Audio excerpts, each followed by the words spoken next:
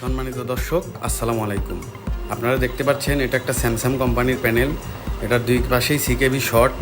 তো CKB short থাকার কারণে চলুন, এই যে দেখতেই পাচ্ছেন লাইনটা কিন্তু একদম শর্ট সিকেবি। তো চলুন এই সিকেবি শর্ট আমরা গ্লাসটা কেটে ফেলবো, কেটে ফেলে ওখান থেকে শর্টটা ছাড়িয়ে দেবো। দেখতেই পাচ্ছেন আমার এখানে যে টোটাল মেশিন আছে, মেশিন দ্বারা আমি গ্লাসটা কেটে দিচ্ছি। এখানে যে লাইনগুলো আছে, লাইনটা এখানেই শর্ট হয়ে গেছে, এতই শর্ট হয়েছে যে এই শর্ট আর ছাড়ে না। কিন্তু যদি এই গ্লাস কাটা যায়, যদি শর্টটা ছেড়ে যায়, তাহলে কিন্তু আবার ছবি আসবে। তো চলুন, দেখতেই পাচ্ছেন শর্টটা কিন্তু ছেড়ে গেছে। তো আমরা এখন টিভিতে লাইন দিয়ে দেখার চেষ্টা করব যে ছবি আসলো কি না। তো দেখতেই পাচ্ছেন দর্শক, আমি দুই পাশেই কেটে দিয়েছি, দুই পাশে সুন্দর করে কেটে দিয়েছি এবং সিকেবি লাইন লাগিয়ে দিয়েছি। তারপরে যে 12 ভোল্টের লাইন লাগানো মাত্র কিন্তু ছবি চলে আসছে, দেখতেই পাচ্ছেন। ধন্যবাদ সবাইকে, আসসালামু আলাইকুম।